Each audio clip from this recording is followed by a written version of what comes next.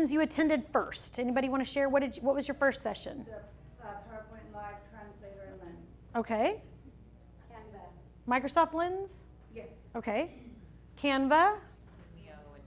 Lumio and Nearpod, and it was Immersive Reader in Lumio and Nearpod. So it's going to be exciting if you did anything with Immersive Reader or going to be going to Immersive Reader next. Immersive Reader in Canvas and Lumio and Nearpod, getting there or turning it on is a little differently, but the tool itself is consistently the same in each one of the platforms. So if a kiddo or parent or teacher needs to use it, it becomes a very familiar tool. So we'll talk about that. What are some other sessions that you went to?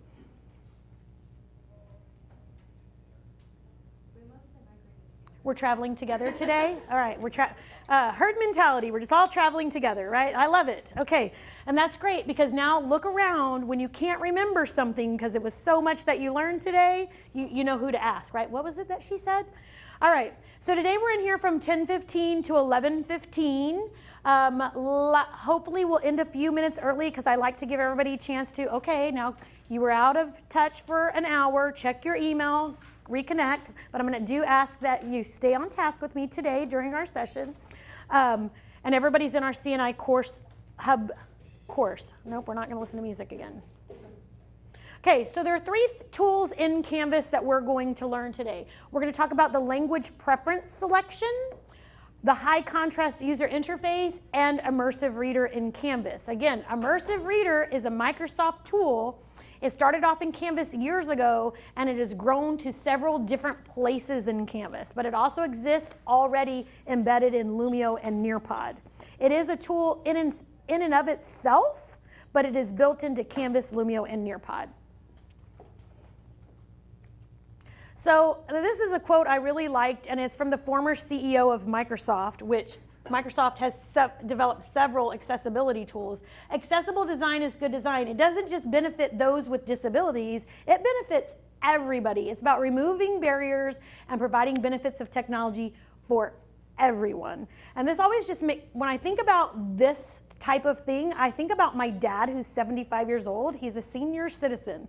He won't admit it.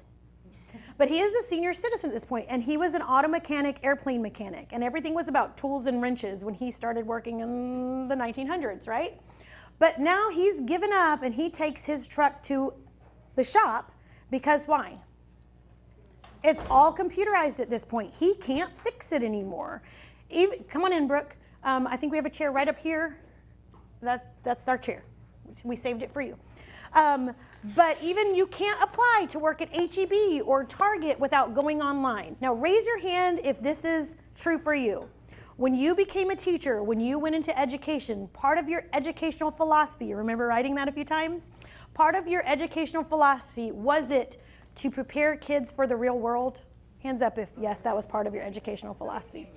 Came up maybe once, maybe twice in a paragraph or two. What's the real world look like when we talk about technology? Changing every day. Where is it? Everywhere. Everywhere. My son, who is going to turn 9 next month, he has only lived in an era where technology talks back to you. He doesn't understand if it doesn't. Like, what's wrong with it? Why does it not speak back? I'm asking Alexa this. Why doesn't the car speak back? He believes all technology should talk to you because that's what he was born into. It's normal for him. So I loved that quote from Steve Ballmer.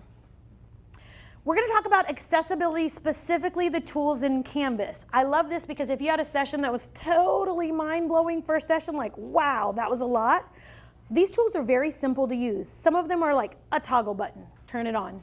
A couple of clicks, turn it on. So they're very easy to access, but I believe can be very instrumental for not just the students or kiddos in our class, but also because of the roles that you have, your students can be teachers, your students can be parents that you're doing parent meetings with. So you'll notice that some of these tools, most of these tools are going to work for every audience you can think of. So my question to you is, what do you already know about Canvas accessibility tools? That they exist. Okay. There's got to be some, right? What else? In the Immersive Reader. Immersive Reader is there, yes. And we're going to talk more about it.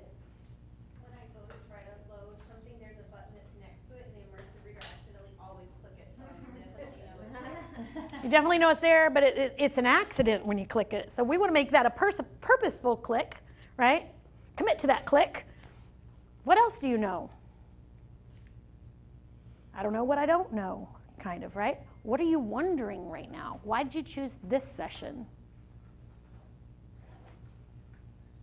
I'm trying to figure out how to use it best for our content Okay. areas and the format in which we can utilize Canvas when we're loading music.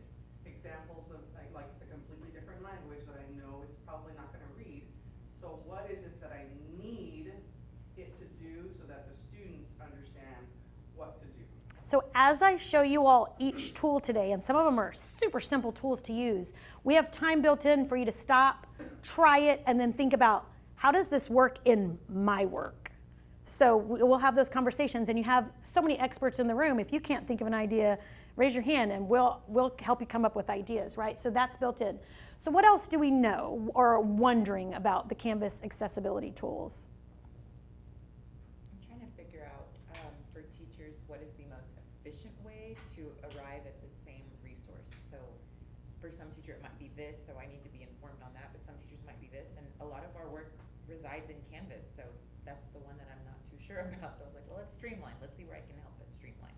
Okay. And on that, I hear a lot of teachers talk about Canvas because this is the one that's interactive with their grade book, correct? Yes. I want to know everything about it. Okay, Because so if we can, accessibility tools, because if this is something our teachers are using, and let's they use like it it because to it the does send it to, fullest. and I call that workflow efficiency tool, grade passback. That's it. I tell teachers when I train them, you don't have to use this. Workflow efficiency tool, what does that equate to?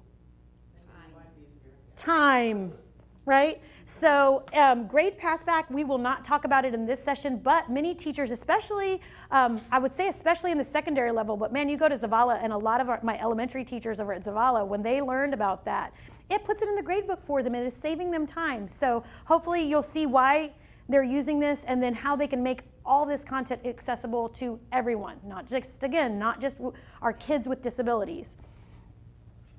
All right, so the first tool is called the language preference selection in Canvas. By default, what's the default language in Canvas? English. Does every student in every class only speak English? No. What are some of the languages that you know that are happening in our district right now? Spanish. Russian. Yes, there are a multitude of languages. In Canvas, with a couple of clicks, a student can change the system language in Canvas to their language. And it only happens to their Canvas experience. A teacher, this came up in the last session, a teacher can change her course settings so that the entire course is delivered in French or Spanish. And it affects all users in the course. Now, who would do that? A French or Spanish world language teachers, Lotte, right? Robin's gonna love this, right? Robin's gonna love this. As an elementary third grade teacher, I would not change my default language for my course to Spanish because not everyone, that's their first language. Did you know that parents have Canvas accounts? So if my mama is at home and she only speaks Latin American Spanish, she can change the whole navigation system preference language to Latin American Spanish or Spanish Mexico, okay? So that's a really cool tool. This is what we're gonna do now. In your Canvas CNI Hub, I want you to go to the modules, if you don't mind. Actually, I want you to just go to your dashboard. When you open up Canvas, you go to your dashboard, and this is how you will change your language preference. In your dashboard, that's when you open up Canvas, you would click on your account, and you would go to your settings. Now, a teacher can do this, a kiddo can do this, a parent can do this. Everyone has their own account. When I change my account, it only affects my account. If I'm Robin and I want my French 3 teacher to deliver their courses in French, they would go to course settings and change the course. So I'm gonna go to my account, I'm gonna go to settings, so if you would do this with me, follow along, you'll notice that it says my language is set to English.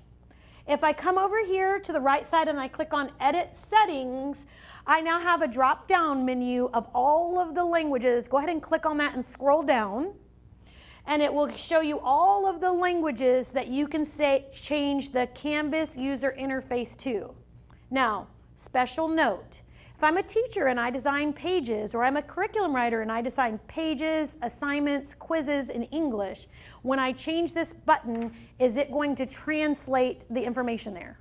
No, it's only the system language. So think about the borders, right? The navigation buttons. Those will be translated, but not the content that we design. But we do have other tools for that. It's just not this tool. Okay, so very easy. Then I would do update settings. Now, if you decide to try this, just remember, if you choose a language you don't actually read, about where it is on the screen to edit and change your language. I tried it. Make sure you choose a language you probably can sort of read, right? So is that an easy setting that I could show my students in my class? Is it an easy setting that I could show a parent how to, have you ever had a parent that doesn't speak English as their primary language? But sometimes, often, those parents that I'm working with that don't have English as their primary language, do they really want to help their kiddo? Yes. But sometimes, what's the barrier? The language. And they're sometimes intimidated by that and are a little, they back off just a little bit because of that language barrier. So I love that this makes it more accessible to even those parents. All right, so I want to tell you that in this presentation, there is a link to a video that you can share with kiddos, teachers, parents that shows them how to change that language. There is also the Canvas Help, which is the written directions with little screenshot images that you could share with someone to say, let me show you how to change your language preference. Okay, so both of those are linked here. They are also built into the accessibility toolkit that is linked in Canvas Navigation. All right, so as I told you, as Liz said, how does this work in our fine arts classes? We're going to talk about this after every tool. Who does this tool work best for? Who would this tool work best for? For any English language learner. Any English language learner, right? That it's not their primary language. Does it have to be a student kiddo? It could be a parent. Are there some teachers that come to work at CCISD that English is not their primary language? Would that work good for them too? That they're not changing it for their students, but just for myself to navigate, right? I think about our friends from the Philippines that came over and taught with us. That would probably be very useful. Now, the next question is, how do we embed these tools in the work that we do, in the curriculum that we design? How do we get this out to the teachers so that they know this exists for the students and parents in their classes? So I want you to talk about that for about 2 minutes at your table. How do we make sure all of those stakeholders find out about these tools?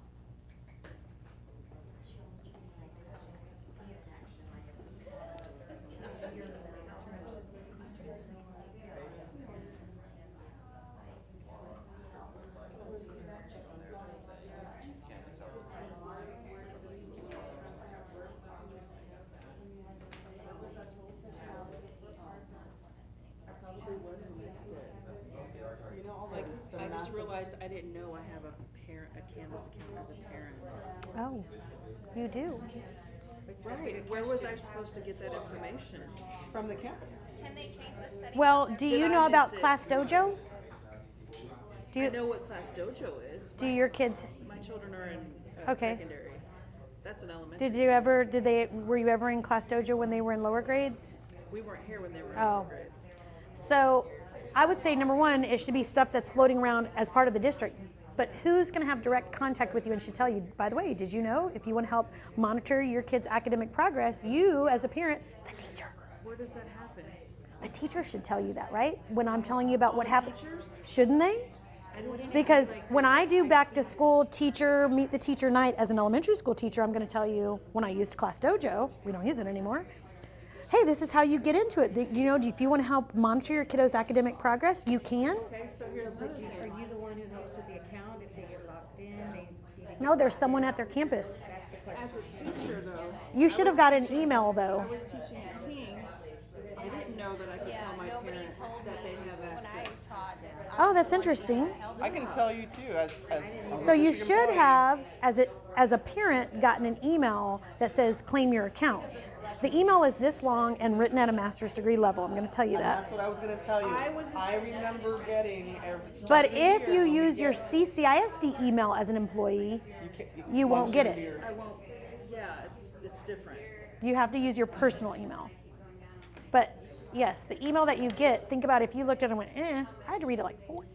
So like, who would they contact on each campus? Like, There is somebody designated. It's typically the registrar who can go into PEAMS and resend them an email so they can reset their username or their password. At the start of every year, and I know this just because I remember seeing Can they change this from the app on the phone? it's a weird, funky. I'm not sure. That's a good question. things that have home. If they can go to settings, they would be able to, but I'm not sure. I'm gonna have to look into that. Yeah, I'm gonna look into that.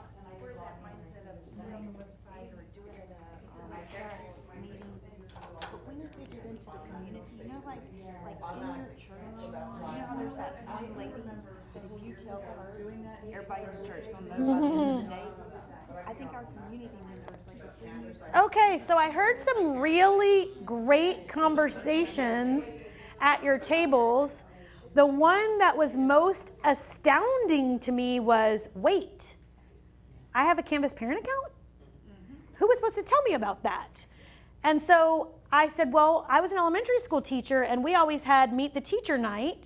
And so when I was briefing parents on like, this is how you're gonna help your student be successful in my classroom this year, I told them about, you can go to the website and you're gonna see my assignments. I'm gonna email you a newsletter every week with resources for next week.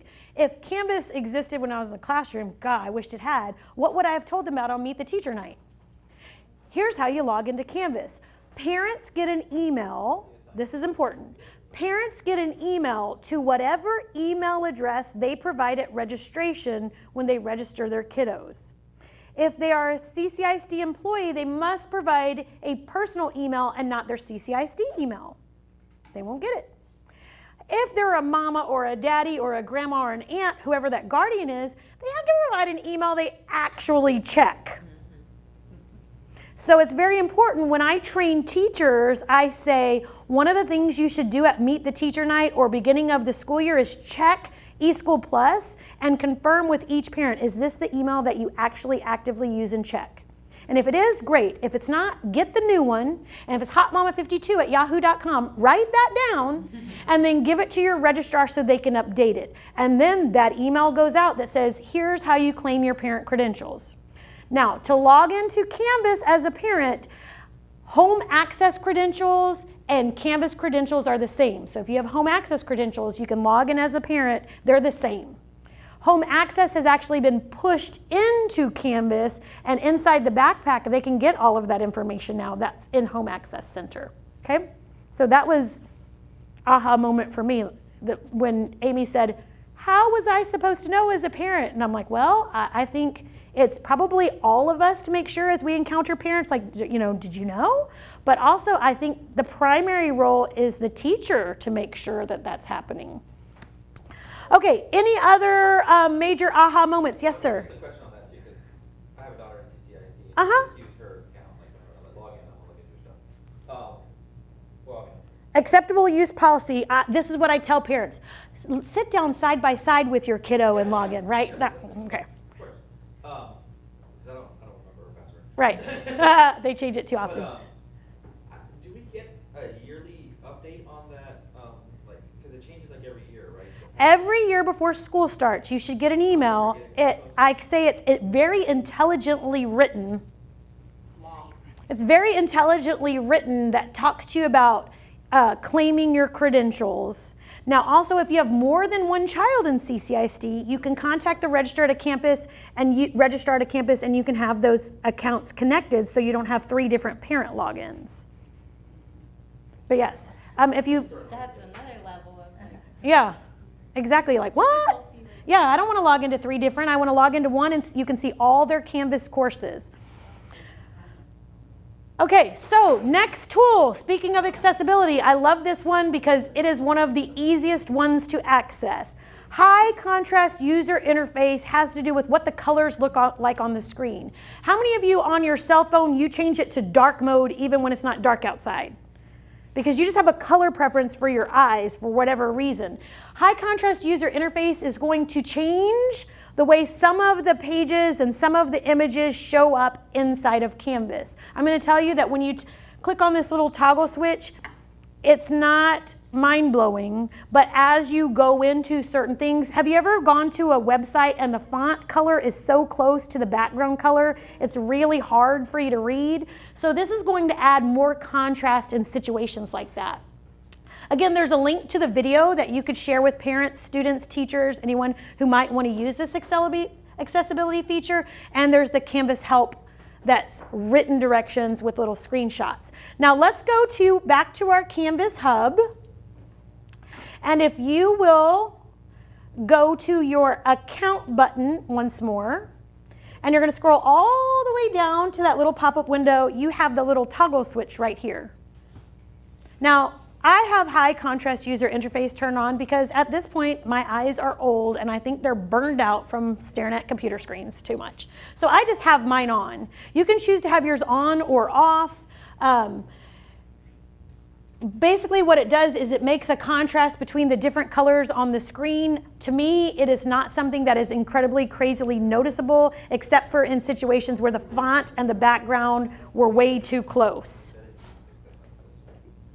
But so if you guys would go ahead and try that, go to your Canvas, click on account, you're going to get that pop-out menu, and you can just toggle this. Look at this, how easy it is. You just have to turn this on just like this. Well, mine wasn't showing up, so I had to go. Scroll down. It does have it on If you go back to page 2, account, that feature can find it options, there. like if you scroll all the way down, it's down here. Oh, also on settings and feature options, Brooke found it there. I had it there too. Okay, so again, as I promised Liz, after we look at each tool, I mean, how simple was that one to turn on? Click a button. Considerations. Who does this tool work for? Everybody. And it might not be someone that has, now when we talk about accessibility, often we think about special education students, people with learning disabilities. But can someone have a reason for vision? Could they be colorblind? Yes, absolutely.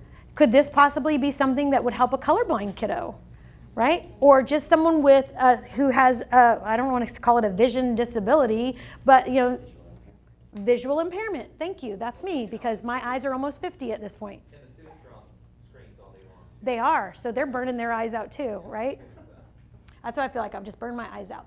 And so when we talk about this tool, and Amy, how do we make sure that parents, teachers, kiddos know about this tool? How does it affect your work? When can you share it with these people? I want you to talk about that at your table for a minute.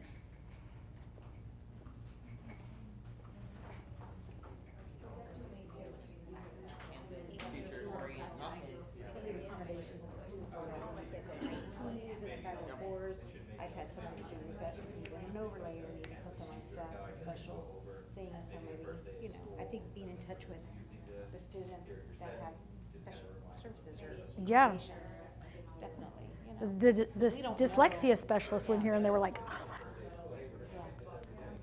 And you know what, it's much less obvious when it's on here, because I remember back in the day, I'd have to be like, here's your green film or your yes, blue yes. film that goes over your So reading. there's not Most that of the shame kids built kept in that their own. mine's different, right?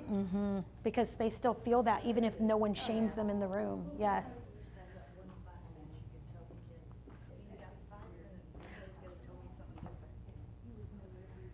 I saved the best tool for last. This is my favorite tool that is embedded into Canvas. This tool is so amazing, yet so easy to use. In my last session, Abel kept asking, well, that's great that you can change the language preference and all the buttons, but what about the content? So as a teacher, I guess I would make my course, and Lainey, you're gonna love this because you were an English teacher, so I know lots of content design, right? I'm gonna make my course, and then I'm gonna copy it, and then make everything in Spanish for the kids that speak Spanish. Would you have had time for that? No. Right? And I said, no, you don't have to do that because there are tools that already exist that I'm just going to, as a teacher designing in English, that's already a task in and of itself, right? or a curriculum writer. And then you want me to translate it all to Spanish or French or Russian or what were the other languages that we mentioned earlier, right? Vietnamese.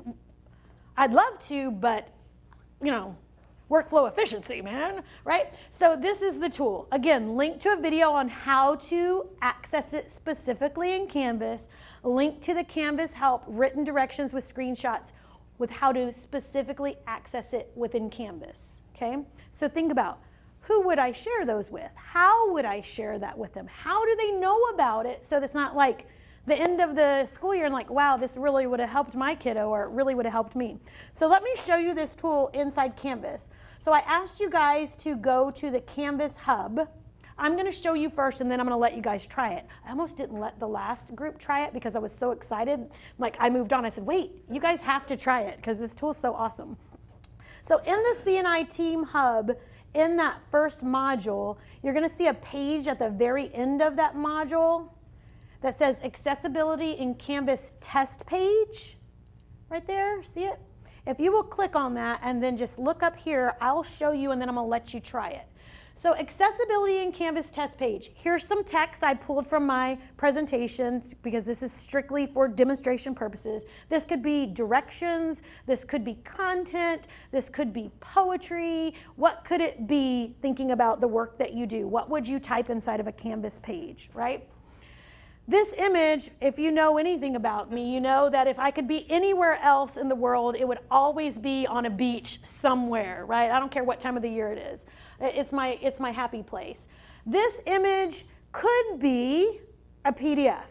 It could be a screen capture. It could be a snipping tool.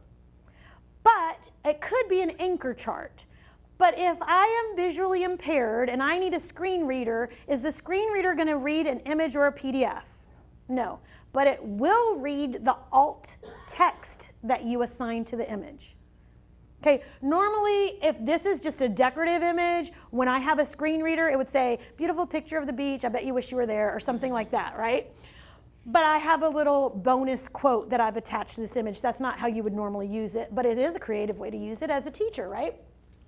So in Canvas page, I can go to student view to see what this looks like as a student, but when you click on immersive reader, it looks the same. So watch me, I'm gonna click on immersive reader, and this is going to open up what I have designed in this page within immersive reader, okay? Then I've got my settings. I love this because Nora was just talking about you have kiddos and they need overlays, but that physical overlay in the classroom, sometimes they won't ask for it or use it even though they really need it to be successful, because that flimsy sheet that makes that weird boing, boing noise as it flexes can be a little bit embarrassing. But even as an adult, I don't need an overlay, but I prefer dark mode. It's easier on my eyes that are burning out, right? Faster than they probably should. There are more colors too, so what color do you love? Sometimes it just is a preference. Sometimes it's an IEP accommodation that kiddos have certain colors. Also, certain fonts are easier on the eyes for certain students. Dyslexic students also use certain fonts and it makes the text not move in rivers for them. I can change the font size, so think about kiddos that have accommodations for enlarged print. Here we go. So all of that just changes what it looks like. So notice I've got the text that exists in that screen, but also the alt text, which is assigned to that image, is in brackets and will also be read aloud in immersive reader. So how would that work for a PDF or an infographic, some sort of snipping tool that I still want someone who is an auditory learner or has a visual impairment or needs a translation? Oh, you're going to love this.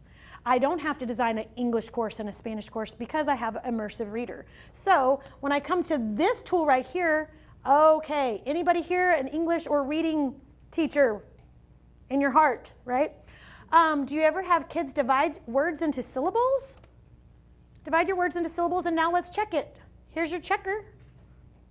The dyslexia ladies specialist sat right here. Last time they said we have our kids do syllabification all the time to break their words down to read them. Okay, so we can do that. Okay, also I love this, reading teacher at heart. Where are the nouns? Oh wait, where are the verbs? You want nouns and verbs? Okay. Adjectives, adverbs, I don't really like that poopy brown color. I could change them to that color. Well, what do you think about that? Grammar lesson in and of itself, right? So that's really cool features, and we can show the labels if we want to. You know, I was one of those weirdos. I like diagramming sentences. You too? Oh, diagrammers, unite. Okay, so really when you think about the things that kiddos need to know to understand nouns, verbs, writing, here they could check their own writing. All right, so really cool tools built in right here. This one was amazing. Oh look, all the other tools are still on. Now I have a picture dictionary, so I'm not sure what this means. This one doesn't have a picture, but it's going to read it for me. But I had one earlier that actually pulled up pictures for me. Not all words will have images, but many of them will.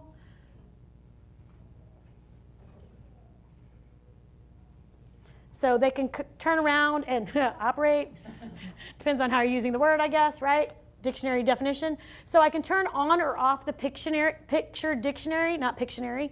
Choose a language. So, as I was saying, I'm designing a course in English, but I have lots of bilingual students in my class. Some speak Spanish, some speak French, some are Korean's their first language. I cannot keep copying courses and trying to translate it for all of them. I'm not capable of that. I don't have the time, and I don't know all those languages. But say you have someone that speaks Cantonese. Do you want to translate it by word? Because some of your students just need to know that word in their language. But some of them need the whole entire document translated. There you go. The next question was, well, does it read it? Well, I don't know if this is being read correctly, but when I come over here, yes. Oh, that's not in that language yet. We're going to say yet. Let's try another language. I know in Spanish, so if I come down to Spanish, which is a common one for us, it can translate by word, because I just need word support, or the entire document. And we can have it read aloud. Accesibilidad en cables, página de prueba. En nuestro entorno de dispositivo 1. In our last session, somebody said, "Oh, that's way too fast for South Texas. Slow that down." And I said, "Okay, no problem." And so we slowed it down to turtle mode. But also we talked about people with hearing impairments. I'm one of those. I think it's too many earbuds, too loud in the gym, right? And there are certain tones I can't hear very well. So sometimes it's certain voices. So male or female voice, whichever you hear better, you can turn that on. So if I do that now, a male voice in Spanish and slower sounds like this. That's a little bit too slow. Or if you want to just give them the fine print. Okay, does this have to be translated into a different language though to have it read aloud? No, it doesn't. Anybody in here an auditory learner, raise your hand. Anybody? You like to hear, you like to have stories read to you? I like to be read to, but I like to see it and hear it, and then it's committed to memory for me. So even if I am an English language learner, that's an auditory learner, who else might want to hear this read to them? A blind person? Who else? Does it have to be someone with a reading disability? It could be a student who's just trying to access a document that's slightly above their reading level. It could be. It could be an emerging reader. I don't even read yet, but think about the listening station, right? You have kiddos that are extremely intelligent, but they have attention deficit disorder, and they need to hear it 52 times for it to sink in. And you can say, could you play immersive reader? I've got the directions right in there for you. I'm not going to repeat it for the 53rd time to you. But look what happens. Operate tools. They can have it read to them in English as well. How easy is that to change that to exactly their needs of support? Okay, so I would like for you to go into Canvas, go into that practice page that I put in the module there for you, and I want you to play around with those tools, try them out, and as you're trying them out, think about, who is this tool made for? How does it translate to the work that you do when you design for kiddos or teachers that you support or the parents who support the kiddos who you design for. Okay? So I'm going to give you a few minutes to play with those tools.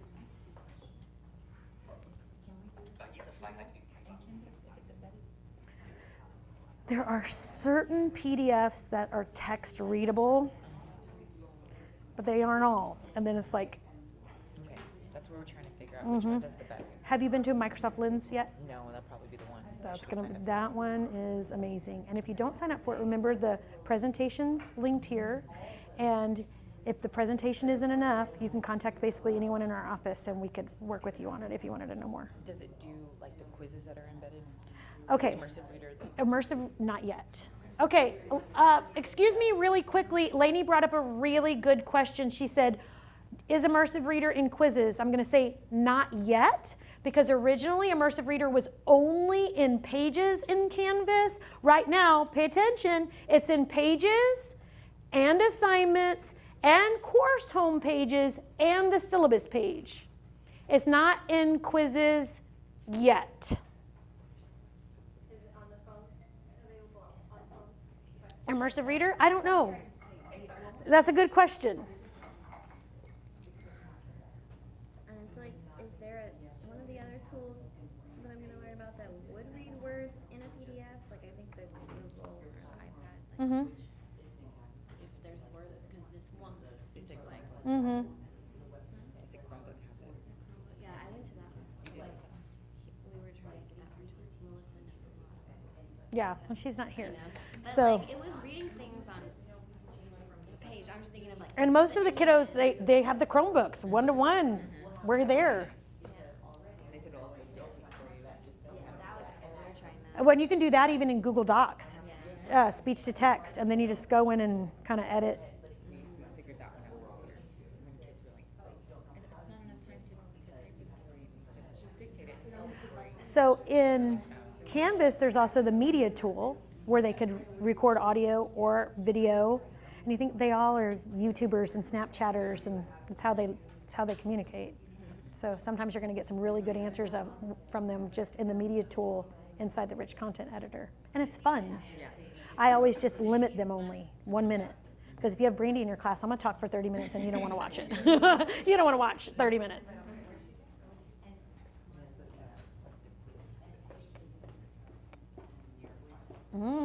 Great lunch place. Lobster ravioli. I'm following your car. So did you try the tools though? Yes. What do you think? Easy? It's great. I just wish it was, like you said, in the quizzes and stuff like that, because we do more assessment and we want our assessments to match. So have you gone to Microsoft Lens? Okay. Microsoft Lens I would recommend you going to, or the one that Seth is doing about iPads and Canvas, Chromebooks. Melissa was going to do the Chromebook session today, but Chromebooks have some accessibility tools that are, okay, good. I think this is great, especially for a parent that might not be a very good reader. Yes, we have several of those, right? You know, listen to the instructions or to help their kids. Mm-hmm. Or the flyer that I put in Canvas on it, like announce, the information that I need them to know about whatever's coming up or whatever. Yes, that's a good idea. Yes, ma'am. So, there's words that are associated with this picture when we, How do you do that? Yeah. I'll show you.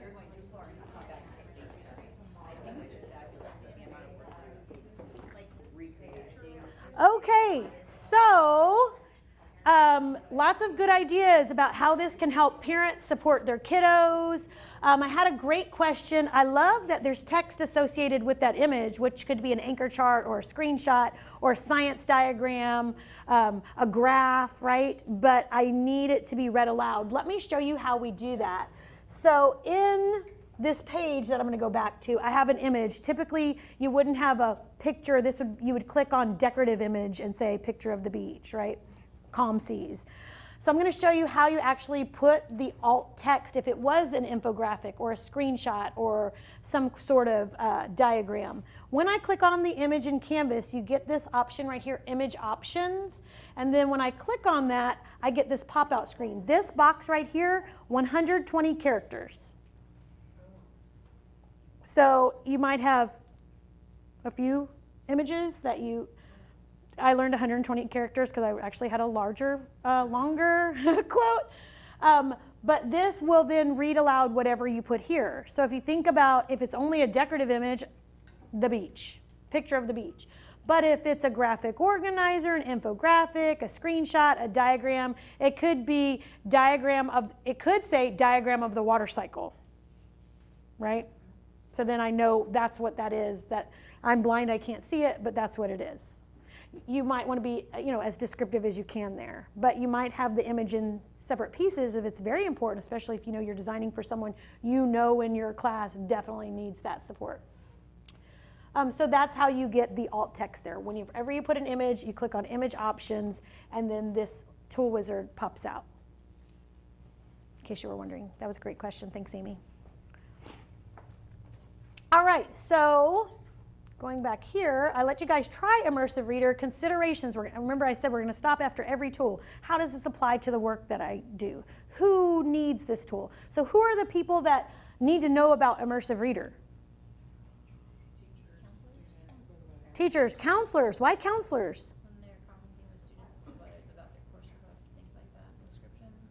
And maybe the kid's just frustrated because they're struggling. Oh, did you know about this tool? Let me help you, right? They can help them academically, not just emotionally. Good point. What else?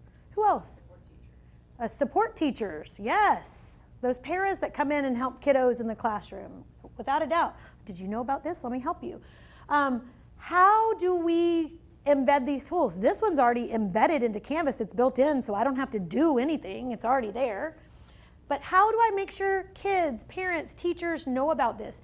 How do you help them know? How do you make sure parents like Amy don't go, why don't I know about this? How do we do that in the work that we do? By modeling it, talking about it. We train teachers. Do some of our teachers probably need to hear it be read aloud? Sometimes. But we have to model it. Yes, Cindy, I agree. How many times does somebody have to hear something to learn it? Okay. Do you remember when you were a teacher or superintendent's leadership conference and you learn all of the stuff? How much of it sticks? How many times do you wish you'd have heard it because then you see it again later and you go, oh my gosh, they told us about that in July. I forgot about that. Anybody? It's not just me, right? There's just so much information layered. Those teachers at Making Connections, we're going to roll this out to them.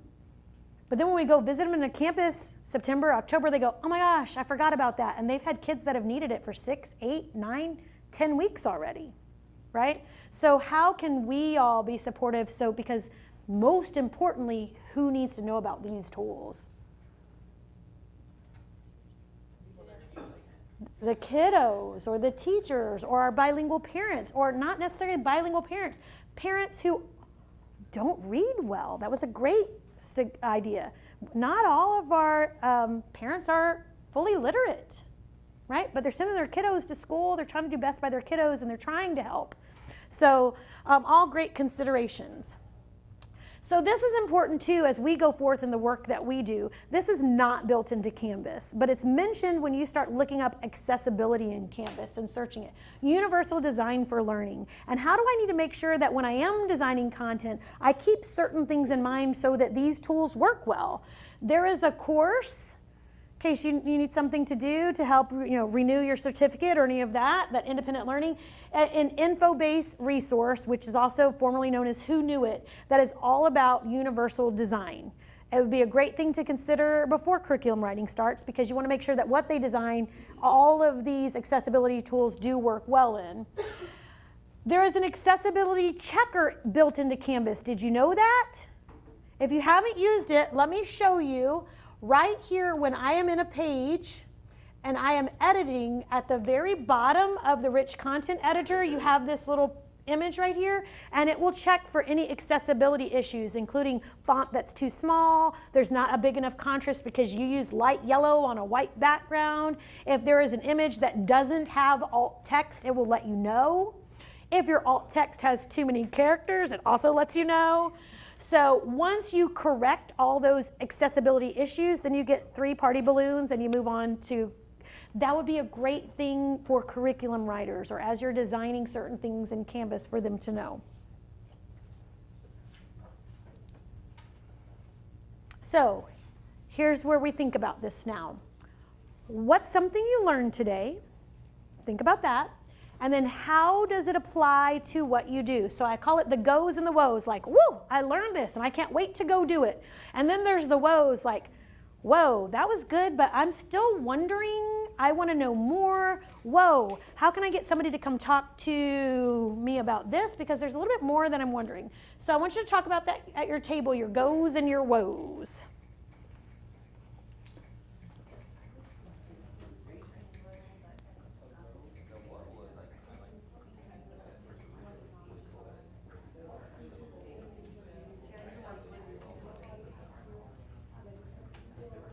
But that's coming, right? Quizzes?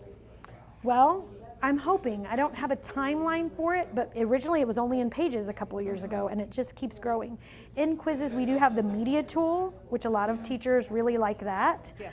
But if you haven't gone to Microsoft Lens or the session that Seth is teaching about iPads and Chromebooks, so those Chromebook tools will help in that too.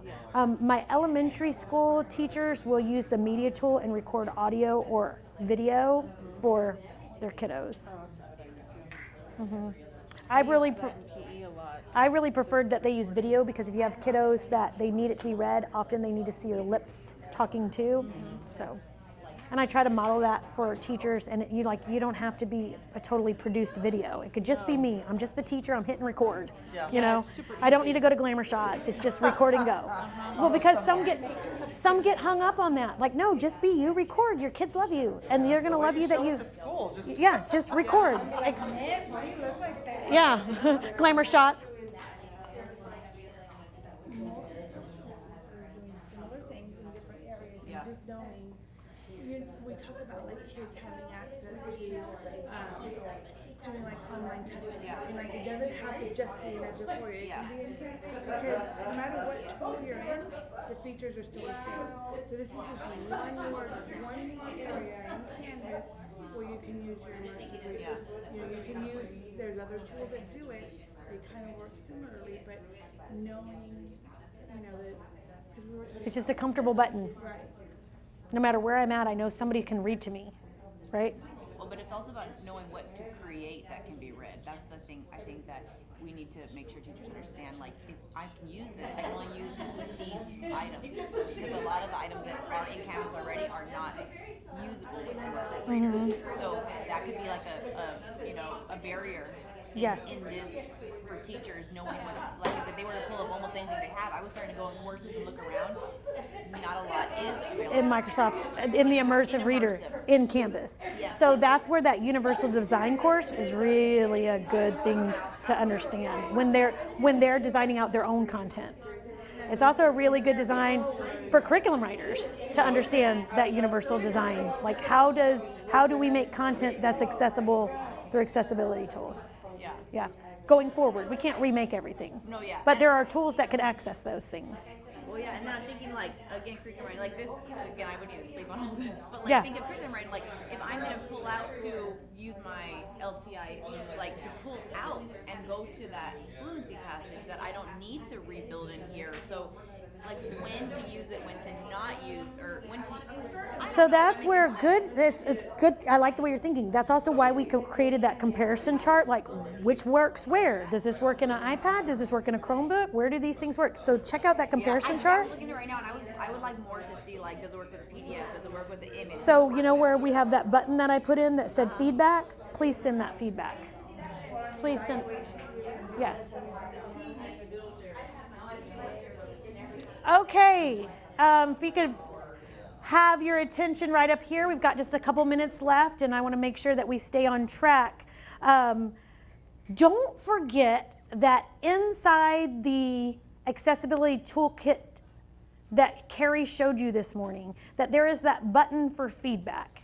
And Jenna just brought up some really great points, and I said, would you please click that button and write that down? She says, as we're going forward and I'm thinking about what we're designing and what works in Immersive Reader in Canvas, some of the things that are already in our curriculum don't work there. So You can't go back and recreate it all, right? But moving forward, how does that change? But I need to know which one reads PDFs, which one reads images, which one this. Well, remember we have that comparison chart for you? Not all the information that she would really like is in that comparison chart. I said, please give us that in the feedback tool. What do you need? What does a teacher need so that she can recommend the best tool to the kiddo or the parent or the counselor need? So if you have feedback for us, please give us the feedback because we're trying to continuously improve the design of that.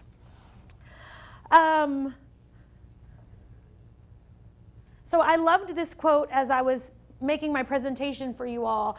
Deborah Ruh, she calls herself a global disability inclusion strategist. So I love this quote though. Accessibility allows us to tap into, and this was my favorite word, everyone's potential.